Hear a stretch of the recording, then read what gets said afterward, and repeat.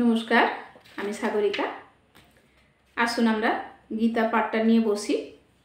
আমরা শুরু করব আজকে তৃতীয় অধ্যায়। কেমন? এখানে কি বলেছে? অর্জুন বলছেন, অর্জুন শ্রীকৃষ্ণকে কি বলছেন দেখি। হে জনার্দন, হে কেশব, যদি তোমার মতে কর্ম অপেক্ষা ভক্তি বিষয়িনী বুদ্ধি শ্রেয়তর হয়, তাহলে এই ভয়ানক যুদ্ধে নিযুক্ত হওয়ার জন্য কেন আমাকে প্ররোচিত করছো? তুমি সব সময় আমার পেছনে লেগেই রয়েছো যে চলো ওঠো, যুদ্ধ করো, তুমি ক্ষত্রিয়, তোমাকে যুদ্ধ করতে হবে, তোমার যুদ্ধ করাটাই কাজ। তুমি এভাবে আমার সঙ্গে লেগেই রয়েছো, প্ররোচিত করছো যুদ্ধ করার জন্য। কিন্তু তুমি তো আবার বলছো যে কর্ম অপেক্ষা ভক্তি বিষয়িনী বুদ্ধি শ্রেয়তর। তাহলে কেন তুমি আমার সঙ্গে এভাবে যুদ্ধের জন্য লেগে আছো? তুমি জানো দ্ব্যর্থবোধক বাক্যের দ্বারা আমার বুদ্ধি বিভ্রান্ত করছো। মানে তোমার কথাগুলো এমন হচ্ছে যে তুমি কি বলতে চাইছো ঠিক বুঝতে পারছি না। তুমি ঠিক যুদ্ধে এগিয়ে যেতে বলছো, নাকি ভেতরে অন্য কোনো অর্থ নিয়ে কথা বলছো? তোমার প্রত্যেকটা কথাই এই যে দ্ব্যর্থবোধক, মানে দুটো করে যেন অর্থ বোঝাচ্ছে। তাই দয়া করে আমাকে নিশ্চিতভাবে বলো, কোনটি আমার পক্ষে সবচেয়ে শ্রেয়তর, কোন কাজটা আমার পক্ষে সবচেয়ে সঠিক হবে, কোন কাজটা করা আমার সবচেয়ে সঠিক হবে, তুমি সেটা আমাকে ভালো করে বুঝিয়ে বলো। পরমেশ্বর ভগবান বললেন, হে নিষ্পাপ অর্জুন, আমি ইতিপূর্বে ব্যাখ্যা করেছি যে দুই প্রকার মানুষ আত্ম উপলব্ধি করতে চেষ্টা করে। কিছু লোক অভিজ্ঞতা লব্ধ দার্শনিক জ্ঞানের আলোচনার মাধ্যমে নিজেকে জানতে চান, এবং অন্যেরা আবার তা ভক্তির মাধ্যমে জানতে চান। দুই ধরনের মানুষ রয়েছে। ভগবান বললেন কি যে অর্জুন, তুমি এতই নিষ্পাপ যে আমি যে তোমাকে বলে বোঝাচ্ছি যে দুই ধরনের মানুষ থাকেন যারা আত্ম উপলব্ধি করার চেষ্টা করেন। হ্যাঁ, কিছু লোক আবার অভিজ্ঞতা থেকে কিছু আলোচনার মাধ্যমে নিজেকে জানতে চান, এবং অন্যেরা আবার কেউ ভক্তির মাধ্যমে সেটা জানতে চান। কেমন? কেবল কর্মের অনুষ্ঠান না করার মাধ্যমে কর্মফল থেকে মুক্ত হওয়া যায় না, আবার কর্ম ত্যাগের মাধ্যমেও সিদ্ধি লাভ করা যায় না। তাহলে কি বলেছেন তিনি? কেবল কর্মের অনুষ্ঠান না করার মাধ্যমে, যে কোনো কর্ম করব না, তার মাধ্যমে কি কর্মফল থেকে মুক্ত হওয়া যায় না। যে আমি কোনো কর্মফলের ভাগিদার হব না, বা আমি কোনো কাজই করব না, কোনো কর্ম করব না, কর্মফল পাওয়ার প্রশ্ন নেই। আবার কর্ম ত্যাগের মাধ্যমেও সিদ্ধি লাভ করা যায় না। কেমন? সকলেই মায়াজাত গুণসমূহের দ্বারা প্রভাবিত হয়ে অসহায়ভাবে কর্ম করতে বাধ্য হয়। আমরা একটা মায়ার জালে আচ্ছন্ন হয়ে রয়েছি। তার যে ত্রিগুণ রয়েছে, সেই গুণ সমূহের দ্বারা আমরা প্রভাবিত হচ্ছি, অসহায়ভাবে কর্ম করতে বাধ্য হচ্ছি। তাই কর্ম না করে কেউই ক্ষণকালও থাকতে পারবে না। কোনো সেকেন্ডের জন্যেও কেউ কর্ম না করে থাকতে পারবেন না। কেমন? তাহলে এরপরে কি বলছে? যে ব্যক্তি পঞ্চকর্মেন্দ্রিয় সংযত করেও মনে মনে শব্দ, রস আদি ইন্দ্রিয় বিষয়গুলি স্মরণ করে, সেই মূঢ় অবশ্যই নিজেকে বিভ্রান্ত করে, এবং তাকে মিথ্যাচারী, ভণ্ড বলে বলা হয়ে থাকে। এগুলো একটু বুঝতে হয়তো একটু ভারী মনে হবে। আচ্ছা, দেখি তারপরে। কিন্তু যিনি মনের দ্বারা ইন্দ্রিয়গুলিকে সংযত করে অনাসক্তভাবে কর্মযোগের অনুষ্ঠান করেন, তিনি পূর্বোক্ত মিথ্যাচারী অপেক্ষা অনেক গুণে শ্রেষ্ঠ। আমাদের তো 5টা ইন্দ্রিয় রয়েছে। সেই 5টা ইন্দ্রিয় পঞ্চ কর্মেন্দ্রিয় সংযত করেও মনে মনে আমি যদি চক্ষু, কর্ণ, নাসিকা, জিহ্বা, ত্বক, এই যে 5টা ইন্দ্রিয় আমাদের রয়েছে, সেই পঞ্চ ইন্দ্রিয়ের দ্বারা আমি প্রভাবিত যদি নাও হই, আমি বলছি যে আমি ওর দ্বারা প্রভাবিত নই, আমি নিরাসক্ত, কোনো ব্যাপারে আমি কোনো ঘ্রাণ পাচ্ছি না, কোনো কথার মধ্যে কোনো জ্বালা ধরছে না, কোনো কিছু ভাবছি না, কোনো কিছু করছি না। আমি ইন্দ্রিয়কে আমি সংযত করতে পেরেছি যদি আমি এটা ভেবে থাকি। কিন্তু মনে মনে শব্দ, রস আদি ইন্দ্রিয় বিষয়গুলি স্মরণ করে আমি এপাশে মুখে বলছি যে আমি ওগুলো থেকে আমি নিরাসক্ত হয়ে গেছি, কিন্তু আমি মনে মনে কল্পনা করে নিচ্ছি তার সেই স্বাদ গন্ধ, তার সেই ভালো লাগা মন্দ লাগা, তার সেই অনুভূতি, সেই আবেগ, সেই সব কিছু আমি যদি মনে মনে শব্দ, রস আদি ইন্দ্রিয় বিষয়গুলিকে স্মরণ করে, কেউ যদি স্মরণ করে কোনো ব্যক্তি, সেই মূঢ় অবশ্যই নিজেকে বিভ্রান্ত করে এবং মিথ্যাচারী ভণ্ড বলা হয়ে থাকে তাকে। মানে আমি মুখে বলছি আমি এগুলো সবকে কন্ট্রোল করে নিয়েছি, সব কিছু আমার কাছে জলের মতো সহজ, আমি কোনো দিকে তাকাচ্ছি না, কিছু ব্যাপারে কোনো কিছু দ্বারা প্রভাবিত হচ্ছি না, কিন্তু মনে মনে সেই কথাটা ভাবতে পারি, সেই কথাটা চিন্তা করতে পারি, তার সেই আদি রসটাকে গ্রহণ করতে পারি, আবেগগুলোকে ধরতে পারি, তাহলে আমি তো ভেতরে ভেতরে সেইখানেই আছি, আটকে রয়েছি, মুখেই শুধু বলছি যে আমি এগুলো থেকে সরে গেছি। তাহলে তিনি মিথ্যাচার করছেন, তাই না? সেই ব্যাপারটা উনি বললেন।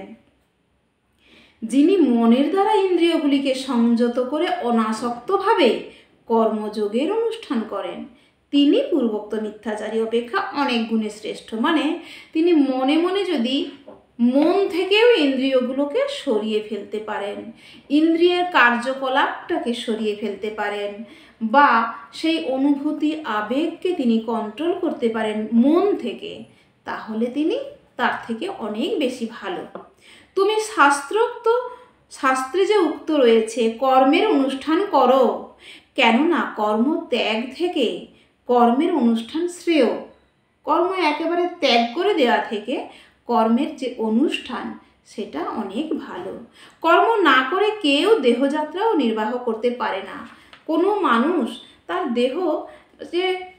দেহকে নিয়ে যে যাত্রা করা, মানে তাকে তো চলতে গেলেও পা ফেলতে হবে, সেই পা ফেলে চলাটাও তো একটা কর্ম, এটা কাজ।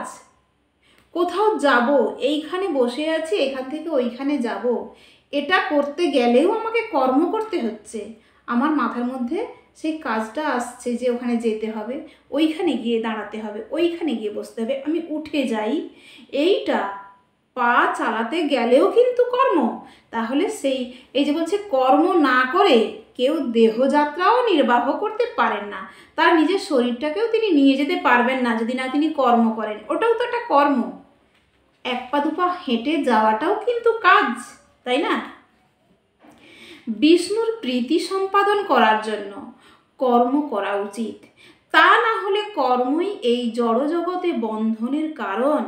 তাই হে কুন্তেয়, ভগবানের সন্তুষ্টি বিধানের জন্যই কেবল তুমি তোমার কর্তব্যকর্ম অনুষ্ঠান করো এবং এভাবেই তুমি সর্বদাই বন্ধন থেকে মুক্ত থাকতে পারবে। তাহলে কি বলেছে? আর বলেছে সৃষ্টির প্রারম্ভে সৃষ্টিকর্তা যজ্ঞাদি সহ প্রজা সকল সৃষ্টি করে বলেছিলেন, এই যজ্ঞের দ্বারা তোমরা উত্তরোত্তর সমৃদ্ধ হও, এই যজ্ঞ তোমাদের সমস্ত অভীষ্ট পূর্ণ করবে। অভীষ্ট যা কিছু রয়েছে সেই অভীষ্ট তোমাদের সব কিছু পূর্ণ করবে এবং এই যজ্ঞের দ্বারা তোমরা উত্তরোত্তর সমৃদ্ধ হও। সৃষ্টির প্রারম্ভে, সৃষ্টির শুরুর আদিকাল থেকেই, সেই সৃষ্টির শুরু থেকেই সৃষ্টিকর্তা যজ্ঞাদি সহ প্রজা সকল সৃষ্টি করলেন। যজ্ঞের মাধ্যম দিয়ে তিনি প্রজার যে সৃষ্টি করলেন, সেই সৃষ্টির সময় থেকেই তিনি বললেন যে এই যজ্ঞের দ্বারা তোমরা উত্তরোত্তর সমৃদ্ধ হও, আরও বেড়ে চলো, আরও পরিপূর্ণ হও, আরও ভরিয়ে তোলো, আরও ভরে ওঠো, সব কিছু। কেমন? তারপরে কি বলেছে যে তোমাদের যজ্ঞ অনুষ্ঠানে প্রীত হয়ে দেবতারা তোমাদের প্রীতি সাধন করবেন। এভাবেই পরস্পরের প্রীতি সম্পাদন করার মাধ্যমে তোমরা পরম মঙ্গল লাভ করবে। বিভিন্ন যজ্ঞ অনুষ্ঠান এইসবের মাধ্যমে দেবতাদের সন্তুষ্ট করা এবং সেখান থেকে সবাই কি করবে না, এইভাবে পরস্পরের প্রীতি সম্পাদন করার মাধ্যমে তোমরা পরম একটা মঙ্গল লাভ করবেন। হ্যাঁ, যজ্ঞের ফলে সন্তুষ্ট হয়ে দেবতারা তোমাদের বাঞ্ছিত ভোগ্যবস্তু প্রদান করবেন, কিন্তু দেবতাদের প্রদত্ত বস্তু তো তাদের নিবেদন না করে যে ভোগ করে সে নিশ্চয়ই চোর। বা কথাটা শুনুন, যজ্ঞের ফলে সন্তুষ্ট হয়ে দেবতারা তোমাদের বাঞ্ছিত ভোগ্যবস্তু প্রদান করবেন। প্রথম যজ্ঞের মাধ্যমেই সৃষ্টিকর্তা তিনি সমস্ত প্রজাদেরকে সৃষ্টি করলেন এবং কি বললেন যে তোমরা এইভাবে দেবতাদের সন্তুষ্ট করো, এবং দেবতাগণ কি করবেন না, যজ্ঞের ফলে সন্তুষ্ট হয়ে তোমাদের ভোগ্য বস্তু প্রদান করবেন। তোমরা যা যা চাইছো তোমাদেরকে তাই দেয়া হবে। কেমন দিবেন? তোমরা যজ্ঞ করবে, তোমরা আগেকার সেই পুরাণ আমলে, বেদের আমলে কি ছিল, সবাই তখন যজ্ঞ করতেন। যজ্ঞে দিন রাত করে তারা সেই এক একটা যজ্ঞের সব কিছু উৎসর্গ করতেন এবং চাইতেন তাদের যে কামনা বাসনা ছিল বা যেগুলো তারা চাইতেন, হ্যাঁ, সেইগুলো তাদের বাঞ্ছিত ভোগ্য বস্তু প্রদান করবেন দেবতারা। তারা আমরা যেগুলো পড়ে দেখেছি বা শুনেছি যে যজ্ঞ থেকে উনি আবির্ভূত হলেন এবং তিনি তাকে একটা বরদান করলেন যে তুমি ঠিক আছে, তুমি এটা পাবে, বা ওটা আছে ঠিক আছে, তোমার মনের ইচ্ছা পূর্ণ হোক, বা তুমি যাতে এটা পাও, আমি তাকে আশীর্বাদ করছি তোমাকে, এইভাবে যে বলতেন, হ্যাঁ, সেইভাবে। কিন্তু একটা কথা শুনুন, কিন্তু দেবতাদের প্রদত্ত বস্তু তাদের নিবেদন না করে যে ভোগ করে সে নিশ্চয়ই চোর। তিনি তোমাকে দিচ্ছেন, তুমি তাকে একটু না দিয়ে, তাদেরকে নিবেদন না করে তিনি দিচ্ছেন, তুমি নিয়ে নিচ্ছ, তাহলে তাকে না ভোগ করতে নিবেদন না করে যে ভোগ করে সে নিশ্চয়ই চোর।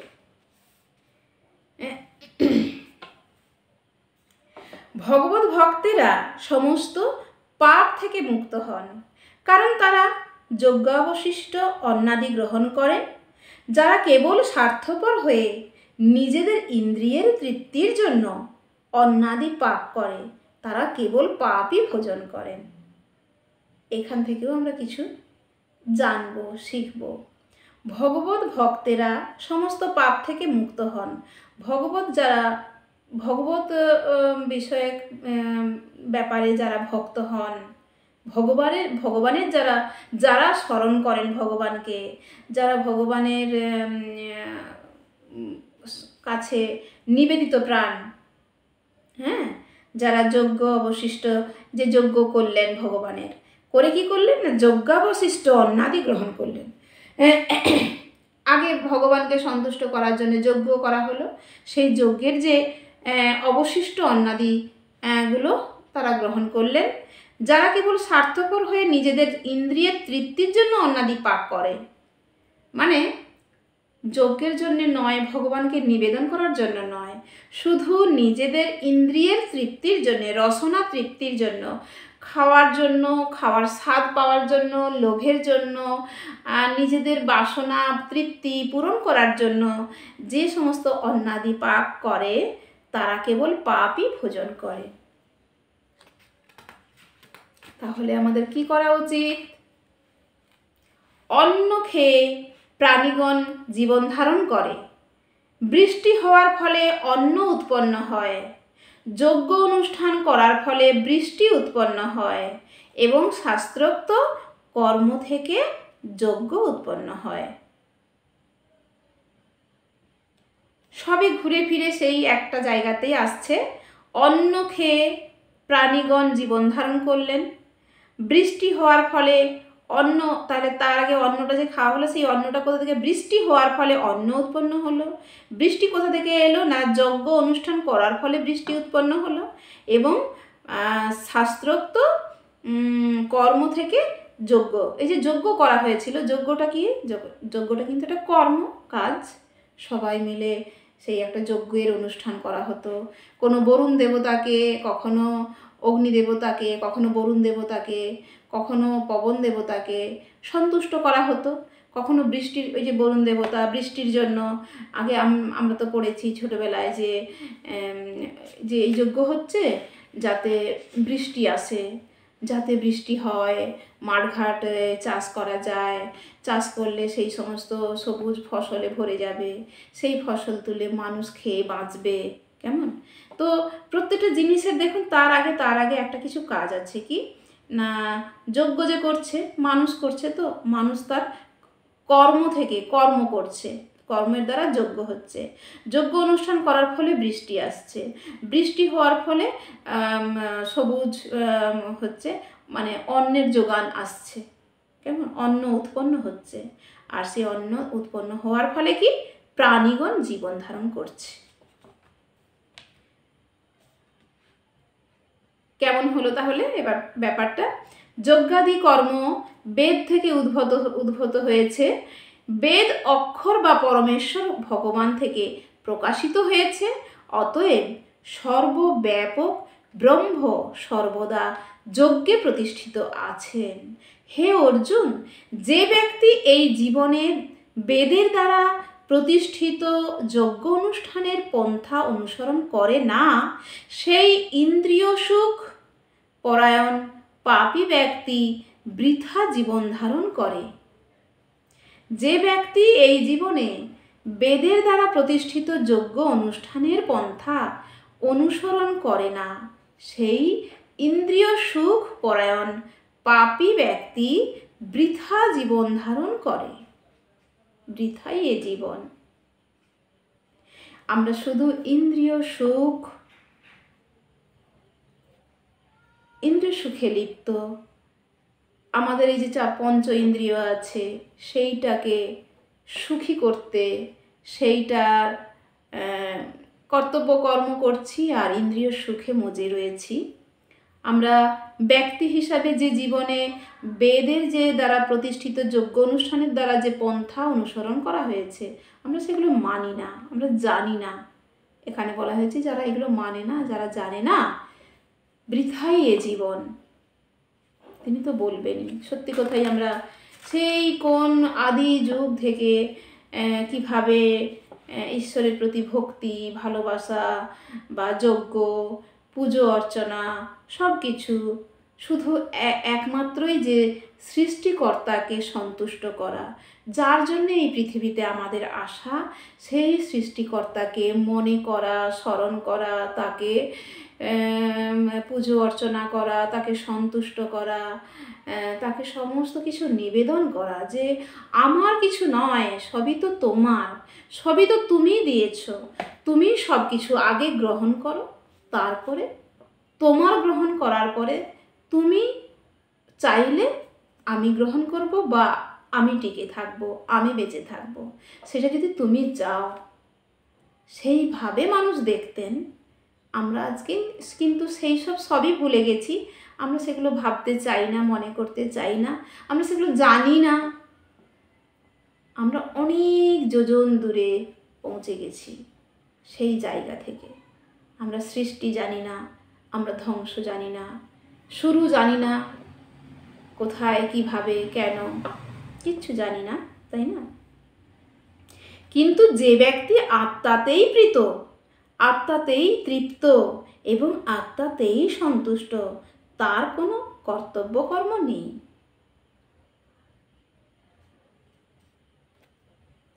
বুঝলেন? তাহলে আমরা এলাম কিছুটা, আমরা প্রায় 17টা শ্লোক পড়লাম তৃতীয় অধ্যায়ের। আজ এই পর্যন্ত থাক। আমরা একটু একটু করে পড়ি, বোঝার চেষ্টা করি, আলোচনা করি নিজেদের মতো করে। আমরা বড় কেউ নয়, আমরা অতি সাধারণ।